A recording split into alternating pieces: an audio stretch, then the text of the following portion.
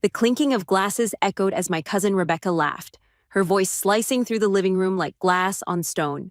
"Oh, please, Emma's graduation ceremony?" she sneered, sipping her wine with mock elegance. Who would even bother showing up for that? Before we begin, drop a comment and tell us where are you from and from which city you're watching our videos. And after watching the whole video, don't forget to tell us what would you do in this situation. Be honest. Tell me in the comments below. We read every comment. Let's begin. More laughter erupted. My uncle slouched deeper into the couch, wiping his eyes from laughing too hard, while my own father muttered, "She doesn't even have friends, let alone a real career. Just some community college scholarship girl pretending she made it." I stood in the corner of my aunt's marble-floored house, holding the same lukewarm soda I'd been nursing for an hour. No one offered me a seat. No one asked how I was doing. I was just there. The invisible disappointment they had to tolerate during family events, the air smelled of expensive perfume, fake success, and hidden rot. What they didn't know, this wasn't just a graduation ceremony, it was a keynote event, one that had been planned in silence for nearly a year, and the people invited weren't the ones who belittled me for years. I didn't flinch when my cousin Maddie said, "Watch, she'll probably rent a hall and no one will show up. Can we go just to see how awkward it is?" They all burst out laughing again, even my mother, my own mother. She was swirling her wine glass like she was somewhere above all this, even though she'd once told me, "It's better to marry rich than to dream big." That night, I left without saying a word. I didn't cry, I didn't snap, I just walked away with one thought burning through me like wildfire. Wait and watch. The big day arrived. My palms were sweaty as I adjusted the sleek navy blue suit that had been custom tailored for this very moment. I wasn't wearing a cap and gown. I'd traded those for something stronger. A black-laced mic over my ear, a spotlight waiting, and a hall already filled to the brim. But not just with anyone. The air buzzed. Security guards moved along the red carpet. Paparazzi positioned their lenses. My name was on the banner behind the podium, the same name they all laughed at. Dr. Emma Reed, PhD, tech innovator, and youngest CEO of Nixora Systems. The family didn't know the full extent of what I'd been doing while they dismissed me for being just a girl with a laptop. They didn't know that after getting that scholarship, I'd been recruited into a think tank at MIT, launched an AI prototype that caught the attention of Forbes, then built a startup that recently received $50 million in funding. But tonight wasn't about revenge, it was about truth, about showing up as myself, not who they thought I was. Doors are about to open in 5, my assistant Tyler said, holding his tablet, barely able to contain his grin. Your guests are in place. And, yes, the media's already live streaming. I took one last breath. My heart pounded against my ribs like it wanted out of my chest. This wasn't fear, it was power. It was the strength I'd forged in silence while being told I was nothing.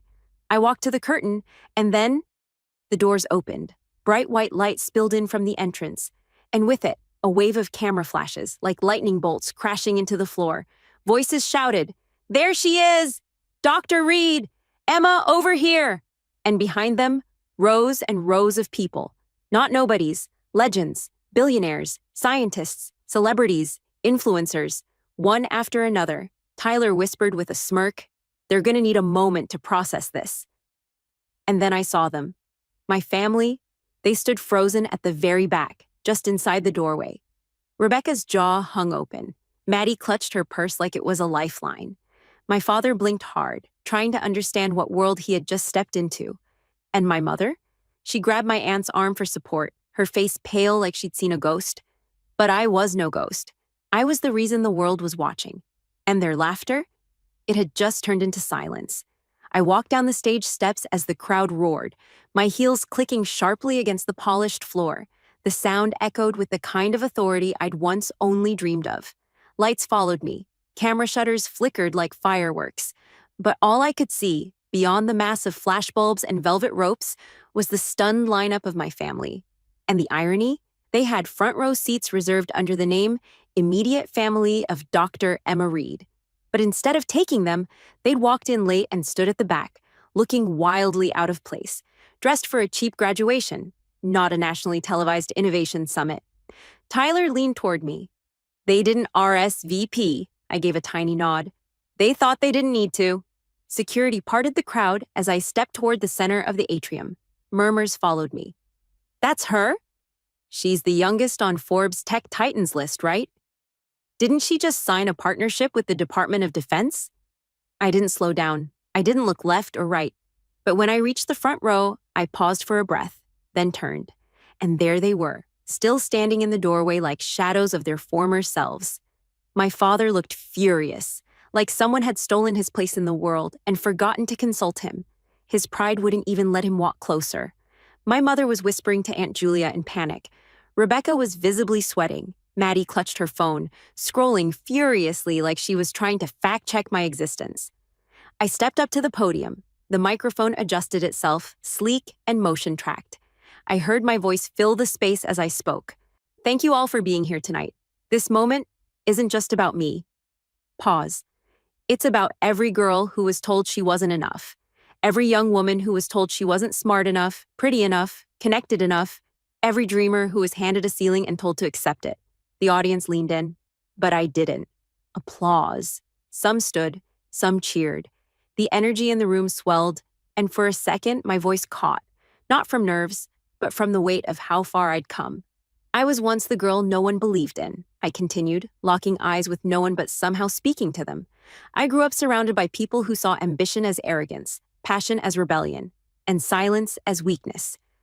But I chose not to believe them. And tonight, I choose to stand here not with bitterness, but with proof. Another beat. My fingers wrapped tightly around the edge of the podium. Proof that kindness is not weakness, that humility doesn't mean invisibility, and that even when your own blood laughs at your path, you walk it anyway. The crowd erupted. I took a step back, nodding softly as the standing ovation grew. Backstage, after the keynote, I finally exhaled. Tyler brought me a glass of water. You okay? I nodded. I've waited years for this. He tilted his head. Want me to block your family from coming backstage? I thought about it for a moment. Then quietly, I said, no. Let them come. They need to see who I am now. Not for them. For me. He gave a respectful nod and walked off. Minutes later, the curtain rustled. I turned. My father was first. He didn't even say hello, just folded his arms and looked around the lavish green room like he was inspecting it. Quite the show you put on. Not a show, I replied calmly. Just reality. I invited you all, by the way. You could have had reserved seats. Rebecca pushed past him, voice shrill. You really think you're better than all of us now, just because you made some app or whatever? It's not just an app, I said plainly. It's a multi-platform AI that's changing national infrastructure, securing emergency systems, and saving lives. Maddie rolled her eyes. We didn't know. No one told us. That's the thing, I said, voice steady. You never asked. A heavy silence filled the room. My mother looked at me then, not like a daughter, but like a stranger she was trying to recognize from old photographs. You should have told us, Emma, she said weakly. We would have been proud. You told me to marry rich and stop wasting my time on computers, I replied, sharper now. You laughed when I got that scholarship. You said no one successful comes from our side of the family. You all mocked me when I chose work over weddings. Her eyes fell. My uncle finally broke the silence with an awkward chuckle. Look, maybe things got out of hand, but we're still family, right? I smiled, but not warmly. Family isn't who shares your blood, I said. It's who shows up when you're building, not just when you're shining. Rebecca scoffed. So what now? You cut us off because you got lucky? I took a deep breath, then stood. I didn't get lucky. I earned this. Every dollar, every connection, every sleepless night. While you laughed, I worked. While you doubted, I built. And while you gossiped at dinner tables, I was writing the speeches you're now watching from the doorway. The room went quiet again. I walked past them and opened the green room door. There are media waiting outside, and fans, and people who believed in me before my own parents did. You're welcome to stay. But understand this, tonight was never about making you proud. They didn't move. I stepped out, greeted by applause from the hallway as more guests lined up to shake my hand. Investors, engineers. One little girl in glasses who whispered, "You made me want to study computers too." And as I hugged her and smiled for a photo, I caught a final glimpse of my family through the closing door. Still standing, still stunned, still wondering how the girl they once ignored became the woman the world couldn't take its eyes off. 2 days later, the clip from my keynote had hit 10 million views. The comments section was flooded with strangers writing things like, "She's the real deal," and "That speech gave me chills." Industry leaders reposted it. Tech blogs called me a silent giant finally speaking up. And a few schools even asked for permission to share my address with their students. But back home, my phone buzzed with familiar names I hadn't heard from in years. Maddie. "Hey, can we talk?" Rebecca. "So proud of you, girl. Let's get brunch?" Mom. "Your father wants to see you. He's just proud, that's all." I didn't answer any of them. Not because I was being petty, but because I knew what this was. Their love had always been conditional, dependent on my failure. My invisibility gave them comfort. My success, it left them exposed. And now they were scrambling to rewrite history. But I wasn't going to let them. That Saturday, I returned home for the first time in nearly a year. Not my apartment in the city, not my corporate office, but the suburban house I grew up in. The same one where I used to get grounded for talking back every time I had an opinion. I parked the electric car in the driveway. Yes, the one they once laughed at me for even dreaming of. And before I could knock, the door opened. My mother stood there with a plastic smile plastered on her face. Her eyes darted to the Tesla, then back to me. "Oh my God, Emma, you look so beautiful." She gushed, arms out for a hug. I paused, then stepped inside without returning it. The smell was the same, lemon cleaner and stale air. The same floral wallpaper from a decade ago. Nothing had changed, except me. My father sat on the couch, half watching some news program where they were talking about me. He quickly turned it off. "Well," he muttered, "the celebrity returns." I sat across from him, my voice calm. "I'm not here for a reunion." He raised a brow. "Then why are you here?" "I came to say goodbye properly," I said. "To all of it. The fake support, the backhanded comments, the laughter behind my back. I'm closing this chapter." My mother blinked. "You're cutting us off?" I nodded. They looked stunned, truly stunned, like they never thought I'd have the guts. But I wasn't the scared, quiet girl they once dismissed. I wasn't the doormat. I wasn't the tag-along at family events trying to fit in while they all made me feel like a background character in my own life. I was done. My father scoffed. "After everything we did for you growing up?" I met his glare without flinching. "You did the bare minimum, roof, food, and mockery. Every step forward I took, you dragged me 10 steps back. I learned to walk alone because of you. So no, you don't get to claim my finish line after pushing me out of the race." There was a pause. Then Rebecca's voice called out from the hallway. "She's just being dramatic, Uncle Charles. This is her guilt talking. She knows she changed."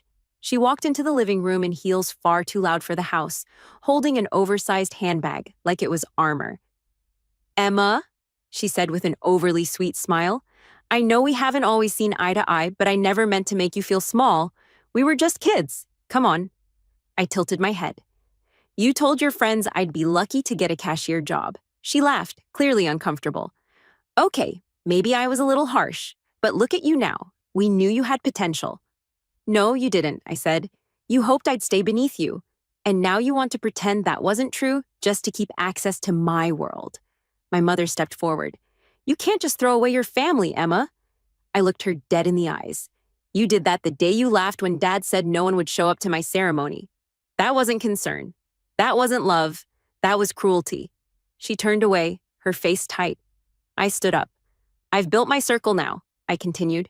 "Mentors, partners, people who push me forward, not pull me down. People who believed in me before the cameras. That's my family now." Rebecca muttered something under her breath. "What was that?" I asked. She looked up. "You think the world is going to love you forever? Fame fades, Emma. One scandal and they'll drop you like nothing." I smiled. "Good thing I built value, not fame. They respect me because I deliver, not because of likes, not because of PR, and certainly not because I belong to some fake family tree." I walked toward the door. My father's voice followed me, low and bitter. "You're not better than us." I turned, slowly. "No," I said. "I'm just finally done pretending I'm less." Outside, the air was crisp. The sun hit my face just right, and I took a long breath, one that felt like it had been building for years. Tyler's car pulled up at the curb, and he stepped out, opening the back door. "How'd it go?" he asked. I slid in. Exactly the way it needed to. He nodded and handed me my phone. Another invitation just came in. Tech Vision wants you on the cover. I chuckled. You serious? Dead serious. They called you the silent storm of Silicon Valley. I laughed quietly as the car rolled away. It was over. Not the journey, but the part where I waited for validation from people who only valued me in pieces. I didn't need them anymore. I never did. And for the first time in my life, I felt free. 3 months later, I stood on the rooftop of the Nexora Systems headquarters, my company, overlooking the skyline as the city glittered below like a sea of a million unspoken dreams. The wind was sharp but refreshing, tugging at the edges of my blazer. I closed my eyes for a moment, letting the silence speak louder than applause ever could. Behind me, the sliding glass door opened. Tyler stepped out, holding a small envelope. This just came in. Looks personal. I took it and turned it over. The handwriting was familiar, clean, controlled. It was from my mother. Inside was a folded card. No long note, just 7 words. We didn't realize what we lost. Mom, no apology, no ownership. Just a veiled regret, too little, too late. I stared at it for a second, then tucked it into the inside pocket of my coat without a word. Are you okay? Tyler asked. I nodded. I'm not angry anymore, just done. He didn't say anything for a while. Then, there's a little girl downstairs with her mom. She waited an hour just to give you this. He handed me a drawing, crayon lines, bright pinks and purples. A sketch of me in front of a laptop with the words, I want to be like her. I smiled. It hit deeper than any award I'd received. Tell them I'll be down in 5 minutes. Tyler left, and I took one last look over the city. My past, my pain, my loneliness, it had shaped me. But it didn't define me. What defined me now were the people who saw me, not my title, not my money, not my family name, me. Back then, my family had laughed, certain no one would show up. Now, I couldn't count the number of people who did, and I didn't need a full house to feel whole, just the right ones in it. As I turned and walked back inside, I left the pain behind on that rooftop, where it belonged, with the wind, with the silence, with the ghosts of a girl who had once begged for their approval. That girl was gone, and in her place stood a woman the world could no longer ignore. Move over, Emily. That seat's not for you. The words hit me harder than a slap. I froze halfway to my chair, the one I'd sat in every family dinner for years, right next to my grandfather. My mother's hand brushed across the back of the chair, her smile sharp as glass. It's for Lauren now, she added, tilting her head toward my brother's wife. Before we begin, drop a comment and tell us where are you from and from which city you're watching our videos. And after watching the whole video, don't forget to tell us, what would you do in this situation? Be honest. Tell me in the comments below. We read every comment. Let's begin. The entire table shifted uncomfortably. Plates clinked, silverware rattled, but no one spoke up for me. My brother Daniel smirked like it was nothing. His wife Lauren gave me that pitying little smile, the kind that dripped superiority. You don't belong there, my father muttered under his breath, sipping his wine without even looking at me. The words twisted in my chest, crushing me. Not belong? In my own family? My throat tightened, but I forced myself to swallow it down. Showing emotion here would only feed them. I see, I said quietly, gripping the strap of my purse so hard it dug into my palm. Enjoy your dinner. I turned, heart hammering, humiliation burning my skin as I walked toward the door. Every step away from that table felt like 1,000 knives. I could hear them start to laugh, small whispers circling the table like vultures. Just as my hand touched the door handle, a voice cut through the noise, deep, firm, commanding. Emily! Grandpa's voice. The room fell silent. Forks stopped midair. Wine glasses froze inches from lips. My hand trembled against the brass handle as I turned slightly, meeting his eyes. Come back here, he said, his face stern but his eyes blazing with something none of them understood. Dad, my father began, but Grandpa raised one hand, silencing him instantly. Actually, Grandpa continued, his voice echoing across the dining room, Emily owns this house. The air shattered like glass. Chairs scraped back, mouths dropped open. My brother choked on his wine. Lauren blinked rapidly, and my mother went pale. I just stood there, stunned, heart pounding so hard it hurt. Grandpa leaned forward, resting his hands on the table. And maybe it's time you all started treating her like the one who kept this family afloat when none of you were looking. The silence that followed was thick enough to suffocate. For a heartbeat, nobody moved. The chandelier hummed, and the roast on the table sent up curls of steam like nothing explosive had just happened. My mother found her voice first. "Dad, that's ridiculous. You're confused."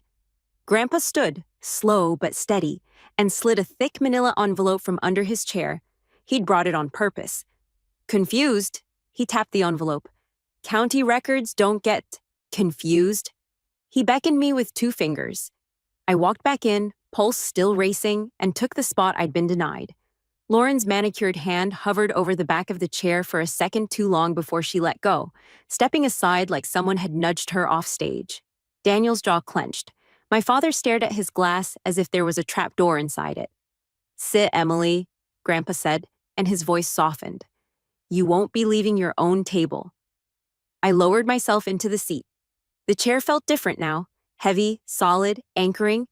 Grandpa opened the envelope and pulled out papers, each one creasing with a crisp whisper as he set them down. "Grant deed," he said, tapping the first. "Recorded with the county on March 9th this year.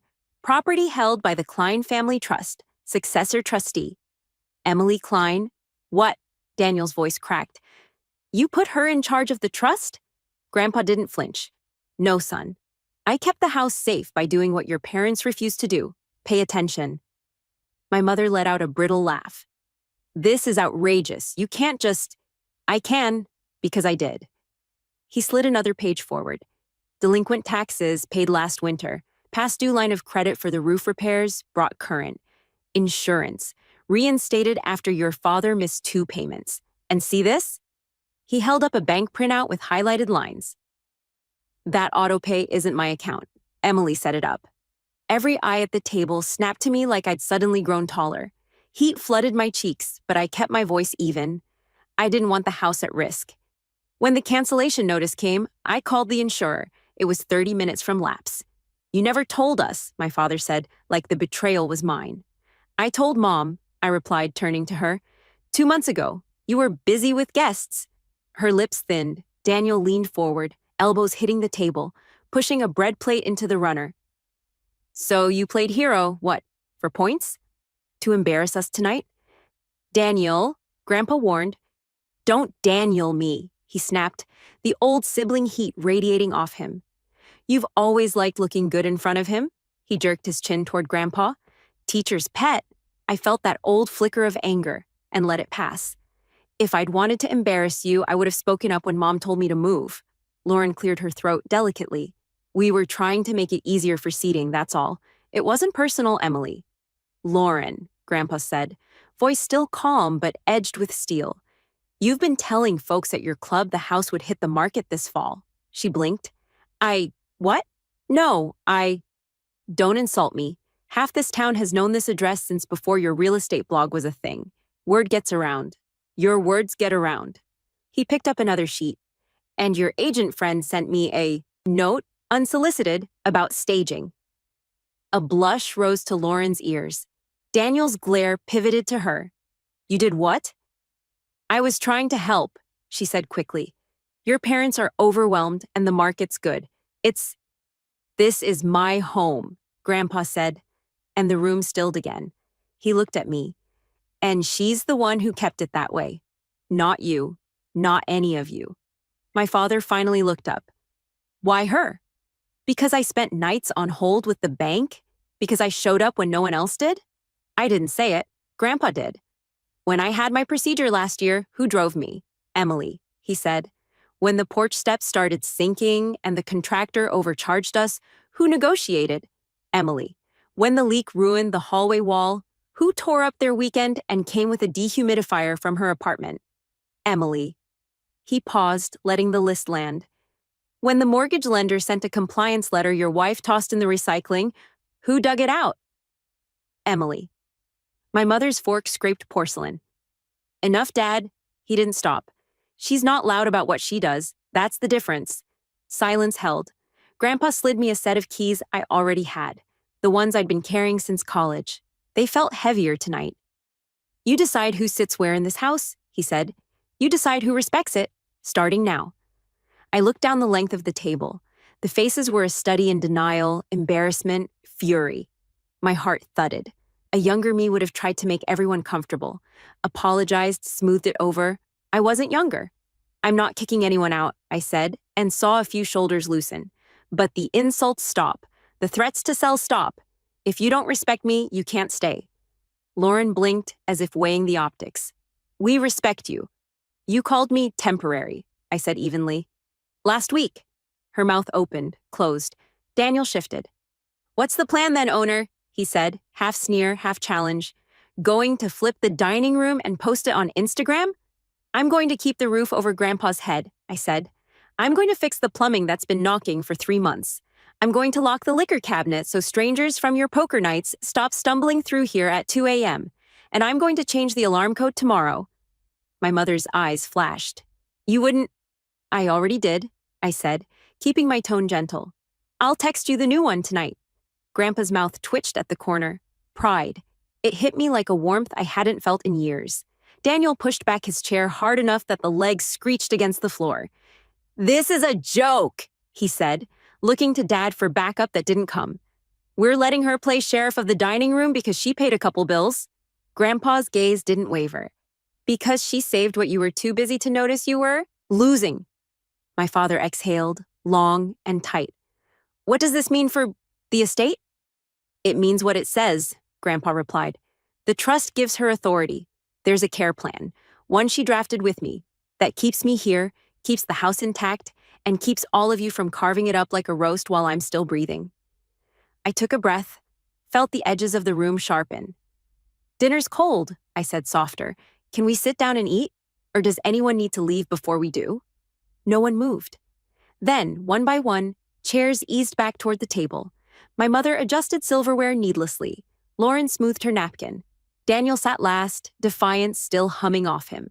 Conversation, when it returned, was clipped and careful, like people crossing a creek on slick stones.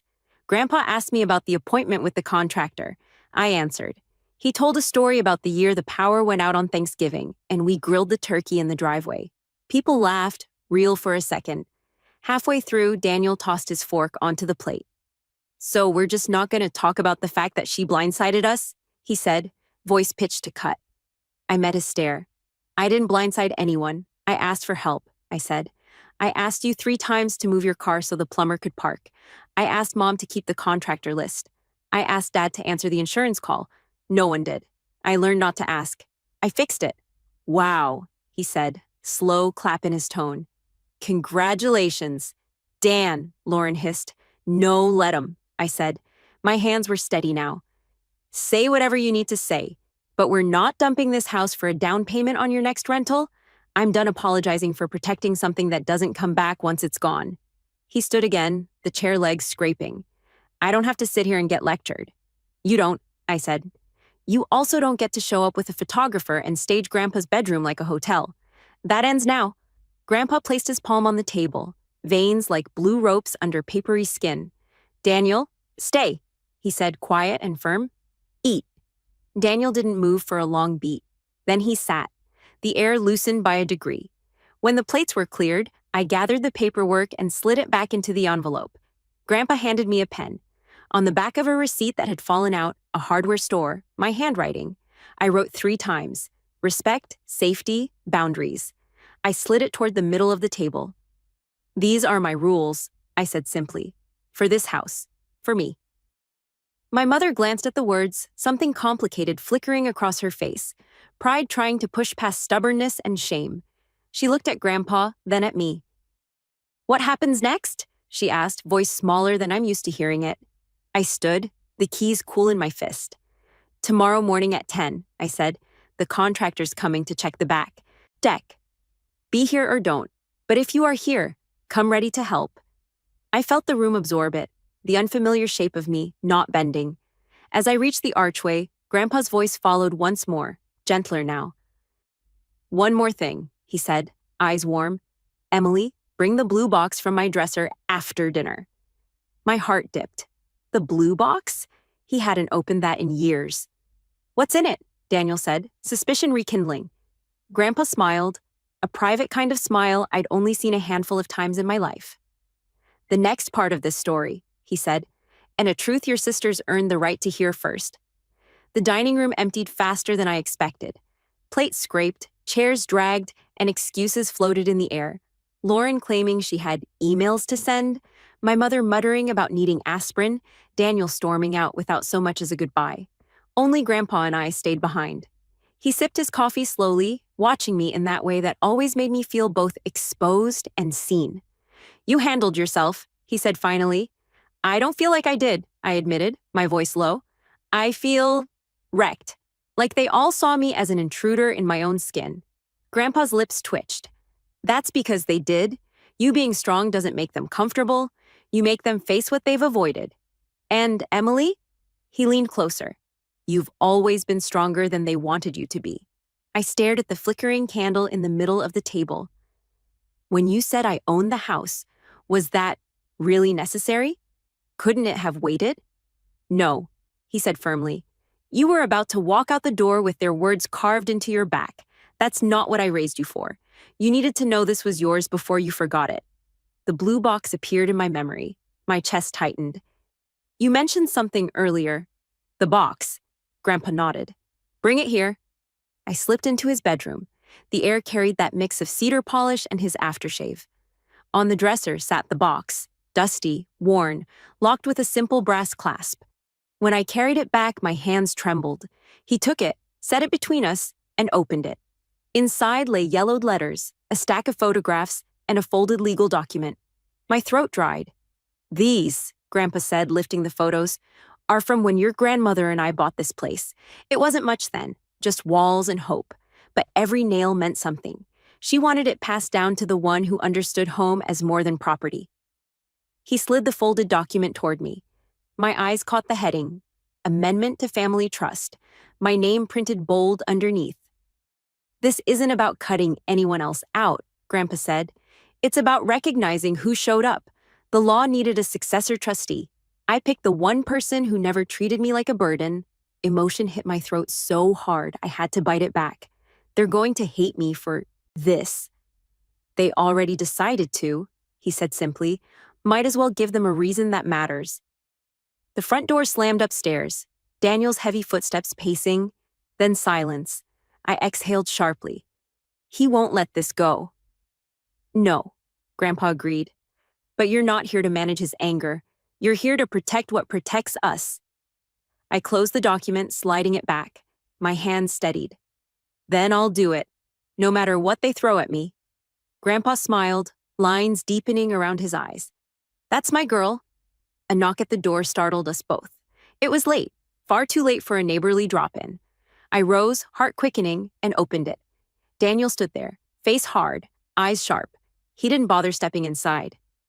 You think this is over? He hissed.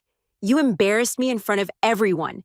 You think you can sit at that table and throw rules like you're the sheriff of this place?